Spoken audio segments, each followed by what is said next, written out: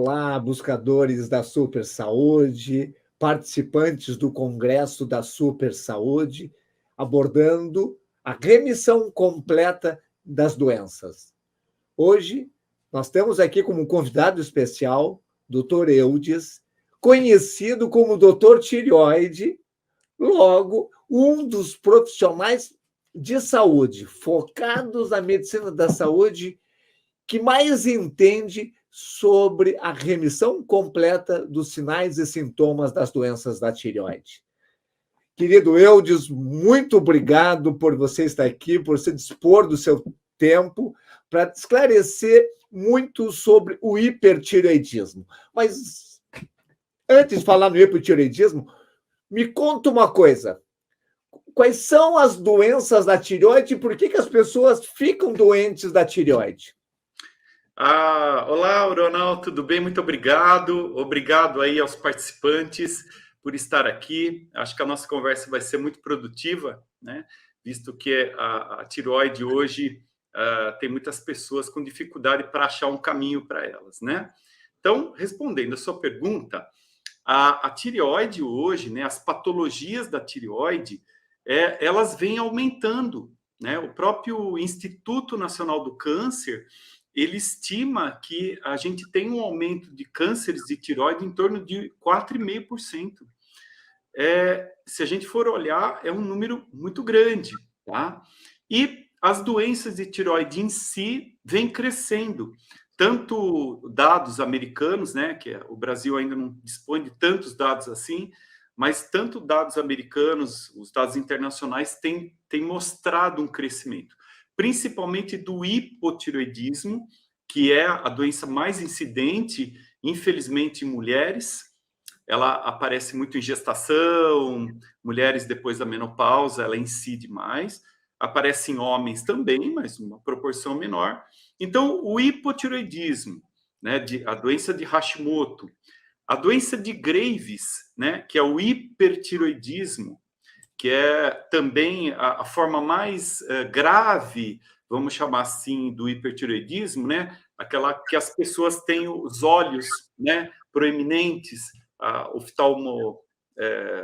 doença oftalmológica do Graves, né?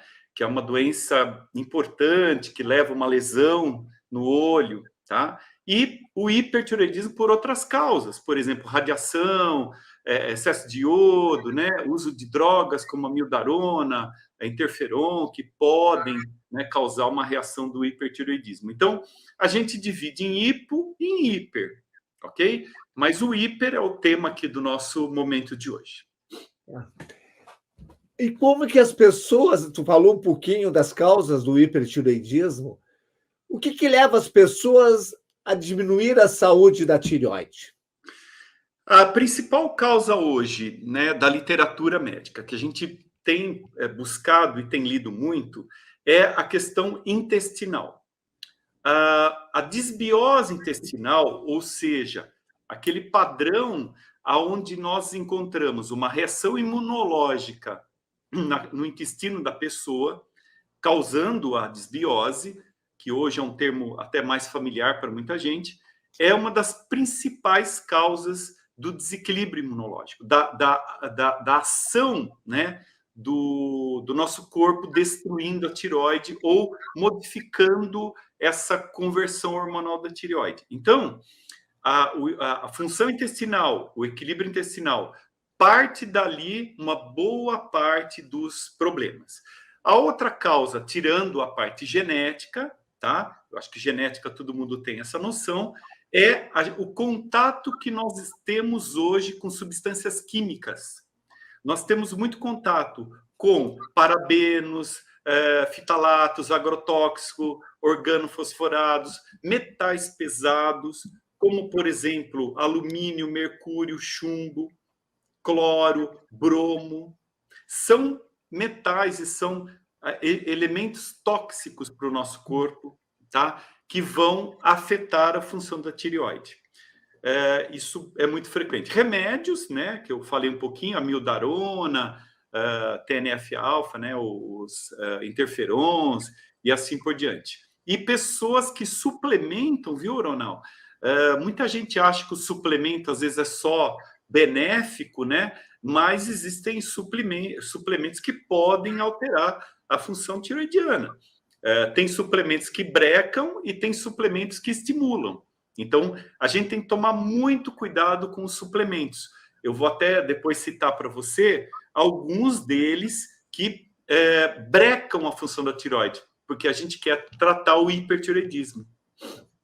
Tu falou da disbiose como um fator que antecede o aparecimento da doença. Isso, e as pessoas têm um pouco de dificuldade de entender como que elas podem saber se o intestino dela está com disbiose, ou seja, está com problema na microbiota intestinal. Excelente pergunta. A disbiose, né, ou seja, o processo do ataque da tireoide, ele começa muito antes do exame dar positivo. Então, por exemplo, a pessoa já tem sintomas, né, da possível disbiose, ou seja, ela come, né, e sente um desconforto, ela fica empachada, ela fica cheia, ela fica com gases, cólicas, a irregularidade intestinal, então ela não vai ao banheiro frequentemente, ou, pelo contrário, solta o intestino e ela começa a evacuar demais, ou seja, come e vai ao banheiro, né, com umas fezes mais líquidas, né, não naquela forma de salsicha, que seria o ideal, né, para a gente ter. Então, é um sinal. E alguns alimentos, né, aí entra mais uma história que é a intolerância alimentar, né?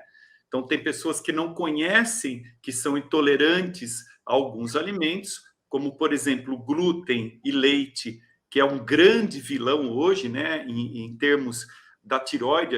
Eu tenho uma casuística, Uronal, eu uso muito o exame de intolerância alimentar. É uma prática comum a gente solicitar esse exame, que hoje está disponível na maioria dos laboratórios, e a gente se deparar com esses dois elementos como sendo número 1 e número 2 na lista estatística dos alimentos. Então, o leite é o campeão, é o que mais aparece na nossa casuística. O segundo é o glúten. Então, na minha casuística lá, são esses dois os principais.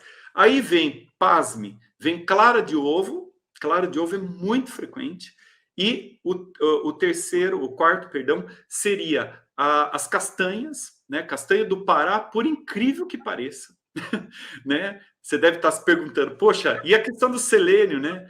Que é tão importante, da castanha do Brasil, castanha do Pará.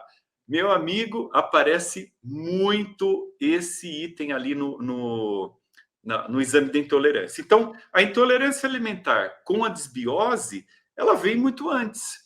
Aí ela vai minando a sua tireoide, ela vai destruindo células por uma ação autoimune, ok? Beleza. E agora falando sobre como que a pessoa pode saber que está com um problema na tireoide antes de chegar no médico? Quais são os sintomas iniciais? Exatamente. No caso do hipertireoidismo, a pessoa começa a perceber que ela fica mais irritada, o humor dela é mais instável, ela começa a ter batedeira, né? O coração começa a acelerar, ela pode ter tremores ali na extremidade, ela vai pegar uma coisa ou ela vai fazer alguma coisa e tem tremores. Ela começa, né, a emagrecer, ela começa a perder peso. O emagrecimento sem causa definida é um sintoma muito frequente do hipertireoidismo. Além disso, ela pode ter alterações de temperatura no corpo. Ora está gelado, ora está quente. Então, ela fica totalmente descontrolada. E aqueles sintomas do hiperfuncionamento, né? O próprio intestino funcionando demais, ela não dorme, ela tem insônia, não consegue ter um sono reparador. Esses são sintomas muito frequentes do hipertireoidismo. Eu deixei passar uma pergunta e agora eu me dou conta que ela não pode ficar no ar. Você disse que algumas pessoas desenvolvem o hipertireoidismo por uma suplementação errada, tomam iodo a mais, isso? Isso. que é o Lugol, famoso, que muita gente usa sem acompanhamento médico, né? Ou tem mais alguma coisa?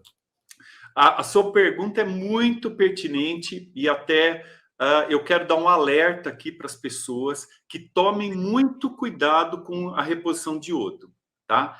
Mesmo o Lugol, o Fucus, né, que é uma alga, o clorela, Fucus, tá? E outros, né? Existem comprimidos aí no mercado. Então, qual é o grande perigo do iodo? O iodo é bom quando você está precisando dele. A tireoide, ela precisa muito de iodo para funcionar, né? Então, cerca de 3,5% a 4% do iodo que a gente ingere é usado pela tireoide.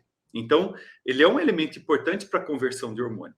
Só que assim, quando a pessoa sai tomando, por exemplo, Lugol aí, a torta direito, e não faz a dosagem do iodo na urina, então, hoje, a gente solicita a dosagem do iodo urinário, amostra única, que é um exame bastante simples, e a literatura médica, ela diz que você precisa ter, no máximo, 300, 310 de iodo urinário.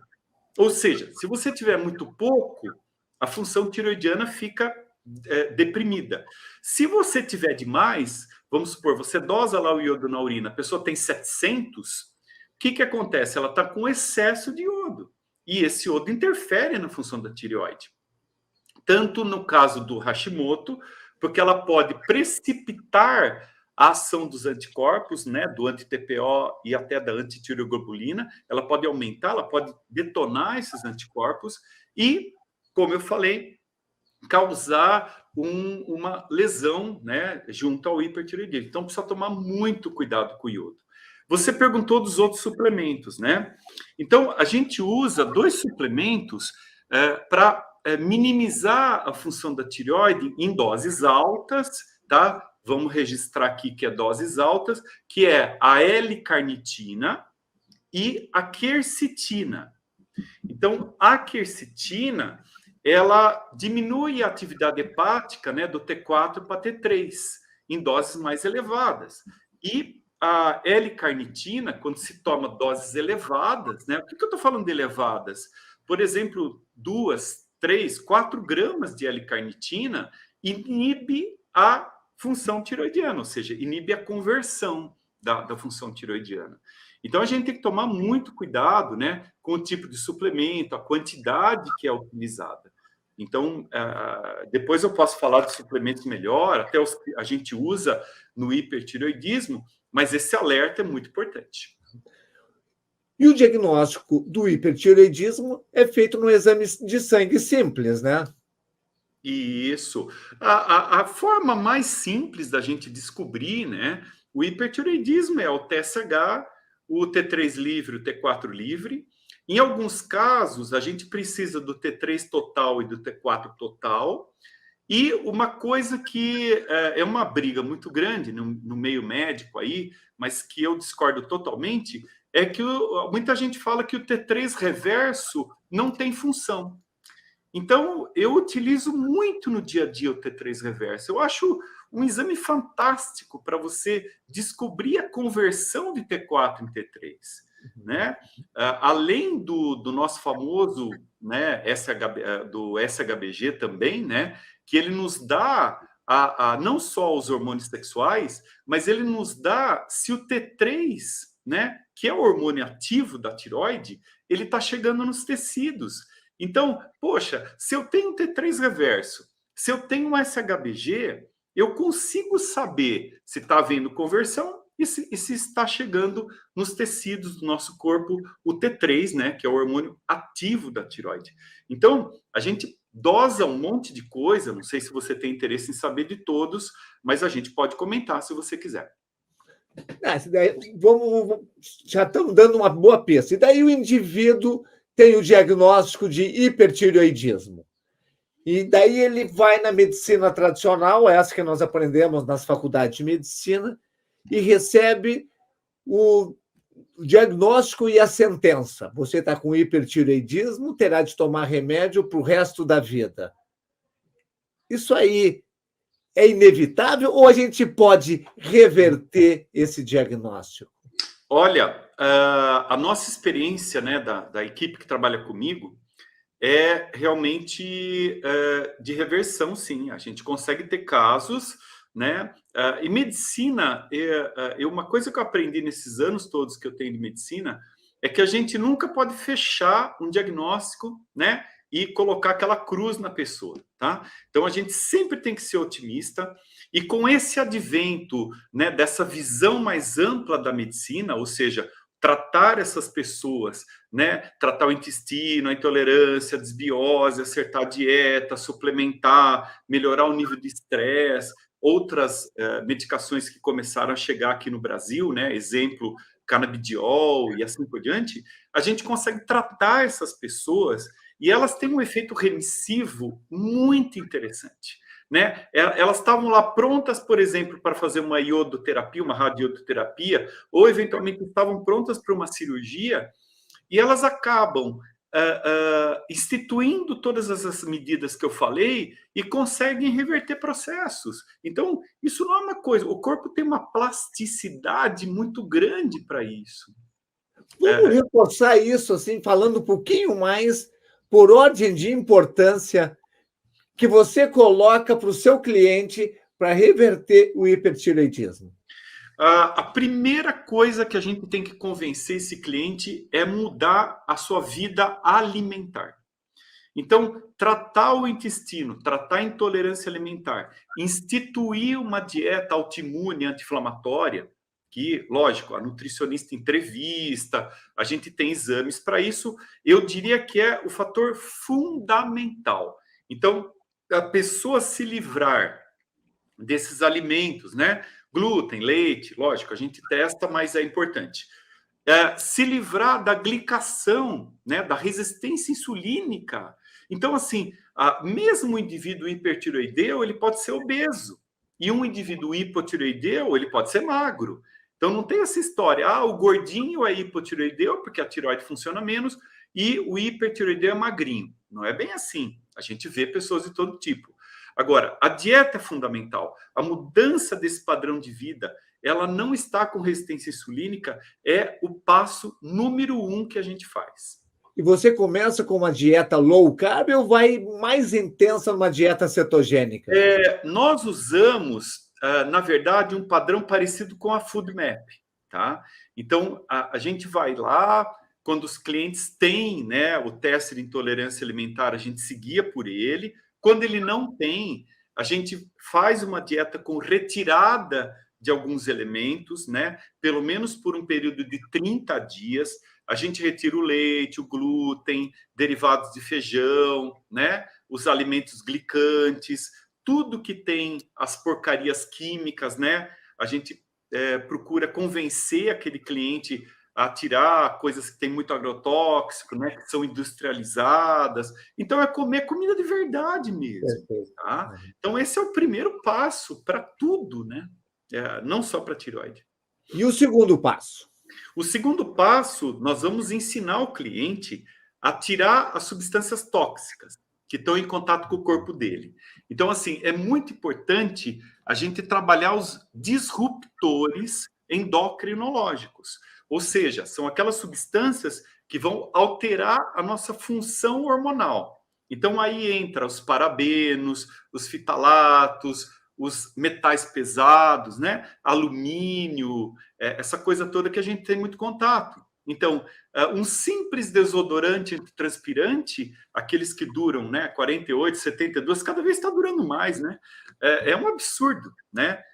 Timerosal, né, que é aquela substância que, na verdade, é um antibiótico, né, que tem muito no sabonete, em shampoo, em um monte de coisa, a gente desaconselha as pessoas a usarem isso.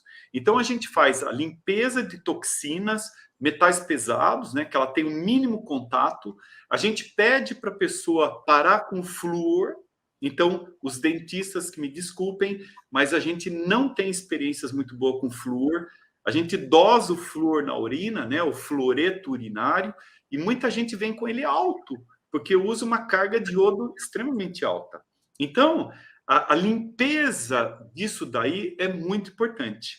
O cloro tem importância? Tem muita importância, porque o cloro, Ele, olha, na tabela periódica, a coluna do iodo, você tem o cloro, o bromo, tá? E o astato. O astato é um metal bastante raro, né?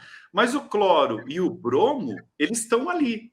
Então, se a pessoa está usando na casa dela água sanitária, está usando muito produto clorado, ela vai em piscina que tem cloro, né? Então, essa história que a piscina ozonizada não tem cloro é balela. É obrigatório no Brasil adicionar cloro, mesmo na piscina ozonizada. Então, a inalação do cloro, né? O cloro que é volátil, né? Essa inalação do cloro é extremamente maléfica, né? Para nossos receptores. E o cloro da água da torneira, que toma, e o cloro do chuveiro? Exatamente. Então, assim, a pessoa que tem uma sensibilidade alta, né? Infelizmente, a gente não tem um exame muito preciso para medir o cloro. E a gente não sabe como que está chegando essa água na nossa residência. Algumas cidades têm uma coloração mais alta e até falam: ah, não, mas quando chega na sua torneira é pouco. Mas veja só, você soma a água do seu banho, que quando aquecida, ela libera vapor de cloro, tá? Existem filtros que você coloca ali na saída do seu chuveiro que bloqueia, né, uma boa parte do cloro. Isso tem no mercado, é muito simples. A água filtrada, né, ela de certa forma não elimina determinados metais, né? Não é tão frequente assim. Então, a água da piscina, que a pessoa às vezes gosta de natação e tal, também ela não consegue controlar. Então, você junta produto de limpeza, água do chuveiro, a água bebida. Então, você vai somando, a quantidade de cloro é muito alta. Então, é um problema. A gente recomenda que a pessoa tente eliminar isso. E o terceiro passo, qual é o... Vamos lá. O terceiro passo é tentar melhorar os fatores de estresse dessa pessoa. Então, a gente ensinar para ela que ela tem que dormir bem, que ela tem que ter uma qualidade de vida, ela tem que se exercitar, ou seja, todas as medidas que levam ela a ter um bem-estar físico. Então, se ela quiser meditar, fazer um yoga, fica a critério dela. Né? Se ela quer uma musculação, uma atividade mais intensa, ela se sente bem, excelente. Então, o que ela precisa é manter o corpo ativo, né? Tomar sol. Então, as pessoas hoje não tomam mais sol, elas não estão mais em contato com o sol. Então, isso é importante. A gente ter contato com a natureza, né? O famoso aterramento, ou seja, você andar descalço, né? Ali na grama, eu adoro fazer isso, né? Você levanta de manhã, você pega aquela graminha orvalhada, assim, você começa a andar descalço, né? É um aterramento, é você fazer troca iônica, né? Fazer um detox. Então, dentro desse outro princípio, a gente faz o detox, a detoxificação do corpo. Então, por exemplo, a sauna, o Ronald, é um procedimento milenar já, né, de limpeza do nosso corpo. Então, eu aconselho muito os nossos clientes a fazerem sauna, tá? Preferencialmente a sauna infravermelha, que é uma sauna muito eficiente, você pode até ter em casa, se a pessoa quiser, né? Simples, não é caro. Se tiver dinheiro, é cara, não? Dinheiro, né? A sauna, às vezes, que você tem num clube e tal, tomar um pouquinho de cuidado com a sauna a vapor, né? Porque é óbvio que, às vezes, a água que vai na sauna a vapor é clorada. Então, mas eu vejo aí que a maioria das saunas tem um tratamento de água muito bom, né? Até usam águas de poços artesianos, assim por diante. Mas a sauna é um procedimento muito interessante. O detox intestinal, ou seja, a limpeza intestinal, né? Que você faz ali com as dietinhas, depois você usa o sal amargo, né? O cloreto de magnésio. Você pode até fazer um detox hepático associado com isso. A gente tem orientado essas pessoas com extrema eficácia. E o jejum tem valor nessa terapia? O jejum foi uma excelente pergunta. A gente tem que tomar um pouquinho de cuidado com o jejum, porque no caso mais do hipo, na verdade, O jejum, ele, em alguns indivíduos, o jejum mais prolongado, ele pode atrapalhar um pouquinho, vamos dizer, ele pode estressar um pouquinho essas células tiroidianas. Apesar de ser uma técnica fantástica, né, de reequilíbrio, até de desintoxicação do corpo, e para emagrecer uma técnica muito interessante, a gente tem que tomar cuidado nesse estresse da glândula tiroidiana. Então, a gente usa em casos que estão um pouquinho mais equilibrados. É importante a gente esclarecer mais esse ponto. Então, se o indivíduo se preparar para conseguir aceitar uma pausa alimentar de 16, 18 horas, um jejum intermitente, ele não vai ou pode estressar a tireoide mesmo assim. Pode acontecer. O que eu recomendo é a nossa prática de experiência, né? Diz que essa prática é muito boa depois que a gente institui essas outras coisas que eu comentei. Então, não é uma prática condenada, absolutamente. Eu considero uma prática fantástica. Porém, a gente vai instituir num segundo ou terceiro momento do tratamento dele. Perfeito. Depois de feito, tem mais uma série de coisas que se faz. No final de tudo, entra o suplemento. O suplemento, ou seja, até é importante a gente colocar aqui a questão dos lactobacilos, né? Então, os lactobacilos, a gente também não entra já de cara.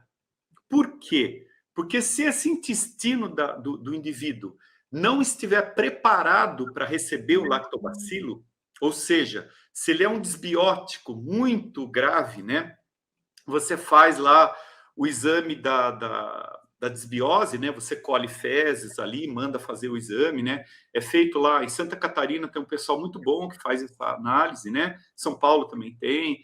E se ele tem lá um desequilíbrio muito grande da microbiota intestinal, não é a primeira conduta você já inocular lactobacilos, porque ele não vai responder bem.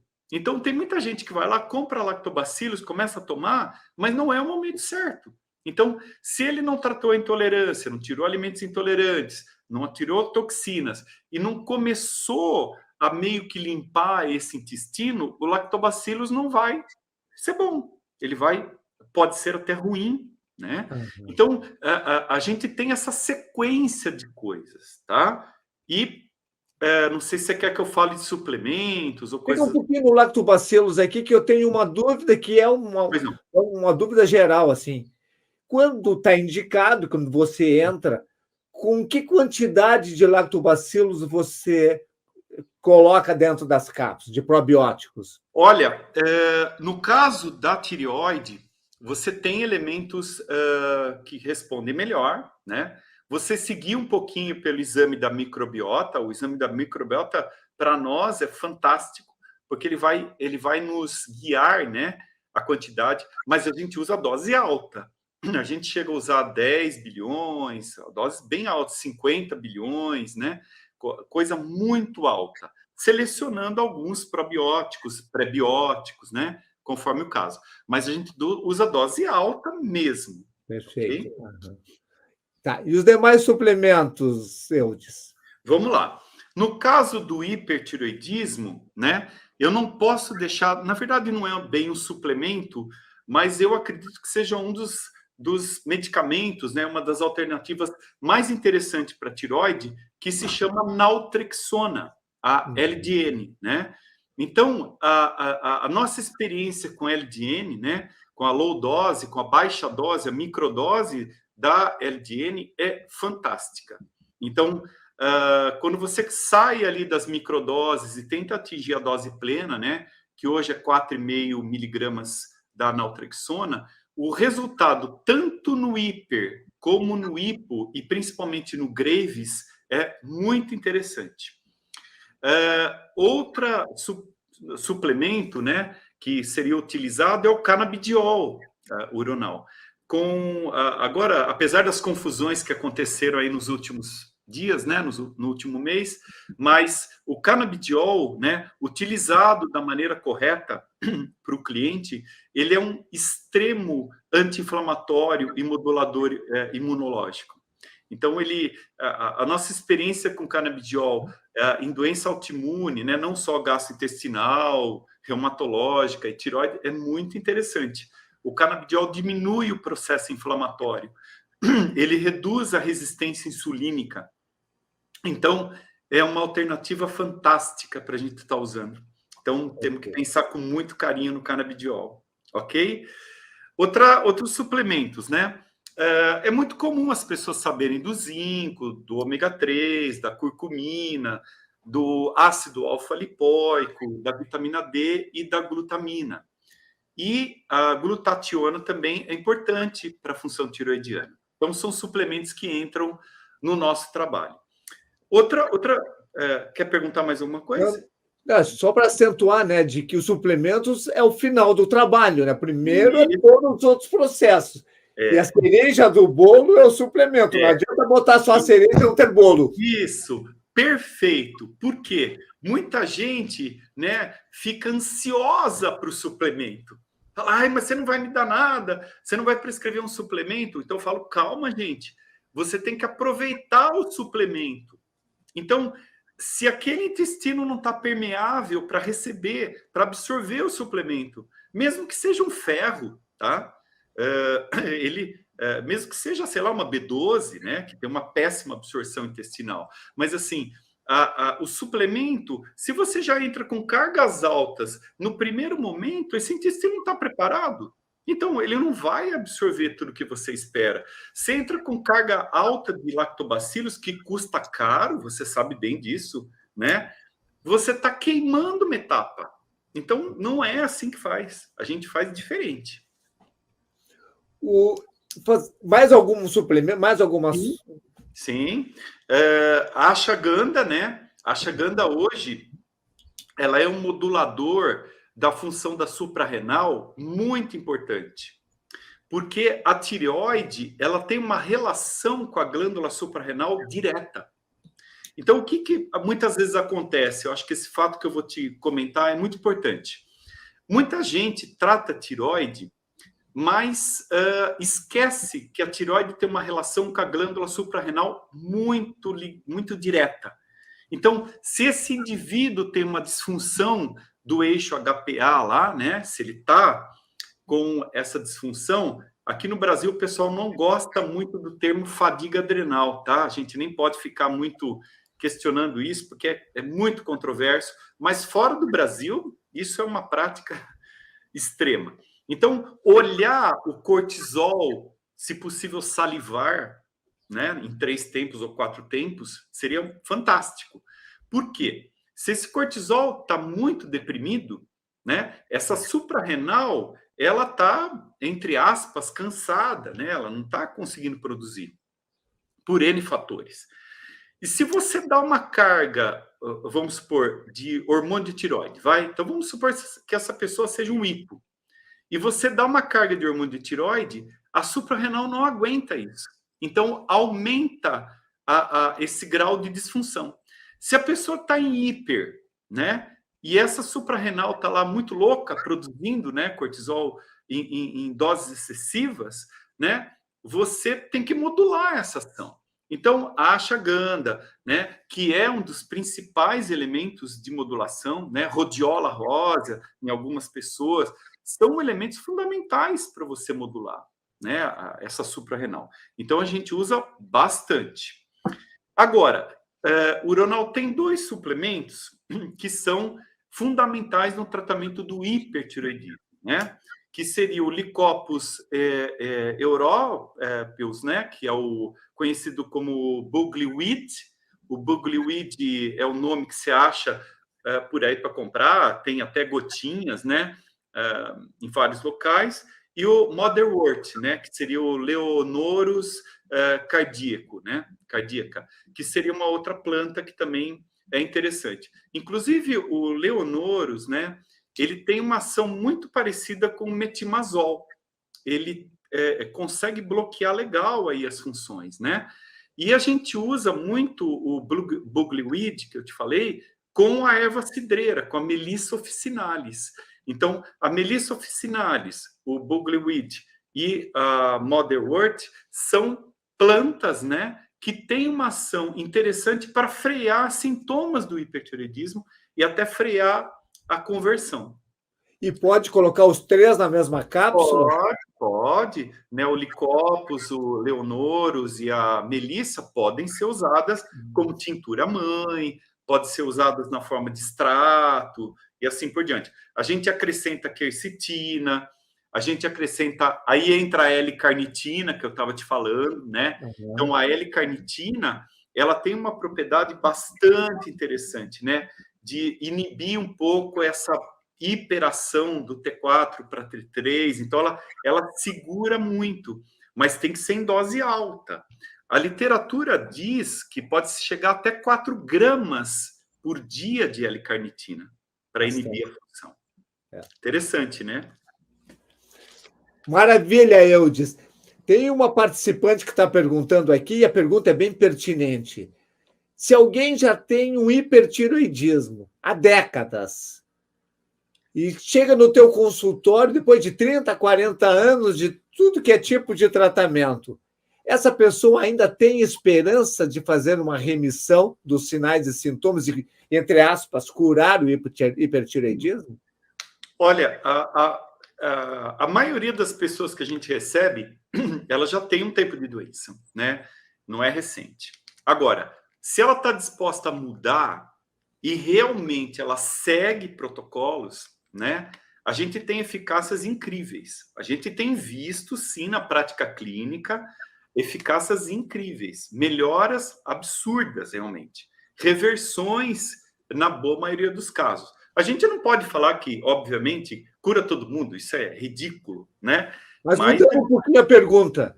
Se chegar no teu consultório alguém que assume completamente o tratamento, se atira de cabeça, faz religiosamente tudo que tu mandar, mesmo assim, pode não curar?